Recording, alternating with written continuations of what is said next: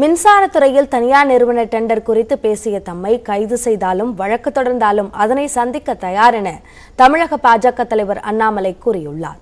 மதுரையில் செய்தியாளர்களை சந்தித்த அண்ணாமலை, மின்துறை அமைச்சர் செந்தில் பாலாஜி தனியார் நிறுவன பிரதிநிதியாக பேசி வருவதாக மீண்டும் குற்றம் சாட்டியுள்ளார்.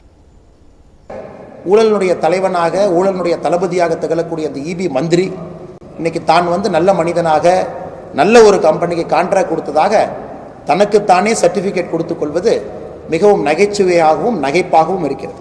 ஒரு பிஜிஆர் கம்பெனியினுடைய ஒரு ஊழியனாக பேசுவதை விட தமிழக மக்கள் ஓட்டு போட்டு தேர்ந்தெடுத்த ஒரு அரசாங்கத்தினுடைய பிரதிநிதியாக பேசினால் இன்னும் சிறப்பாக இருக்கும் என்பது என்னுடைய கருத்து. அமைச்சர் சொல்லியிருக்கார், இந்த மாதிரி அண்ணாமலை அவர்கள் மீது நடவடிக்கை எடுக்கப்பட முடியும், தயவு செஞ்சு எடுங்க, காத்து கொண்டிருக்கின்றேன். அது நீங்கள் டிஃபமேஷன் சூட்டு போட்டாலும் சரி, உங்கள்கிட்ட இருக்கக்கூடிய காவல்துறை அதிகாரிகளுடைய அதிகாரத்தை பயன்படுத்தி என்னை கைது செய்து சிறையில் அடைத்தாலும் சரி, உங்களுக்கு என்ன தோணுதோ நீங்க செய்யுங்க. அவர் என்ன கெடுக்க கொடுக்க பிரம்மனா?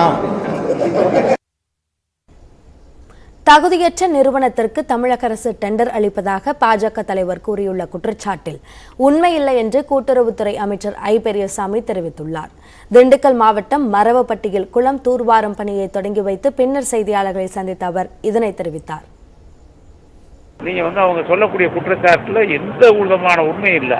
தகுதி இல்லாத கம்பெனிக்கு நீடிப்பு கொடுத்துருக்காங்கன்னு நான் என்ன கேட்குறேன், உங்களுக்கு கொடுத்துட்டோம் ஒரு திட்டத்தை நிறைவேற்றுறதுக்கு, நீங்க பாதியில விட்டு போனீங்கன்னா நாங்க விடுவோமா?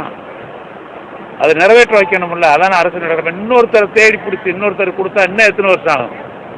காலதாமதம் ஆகும்ல.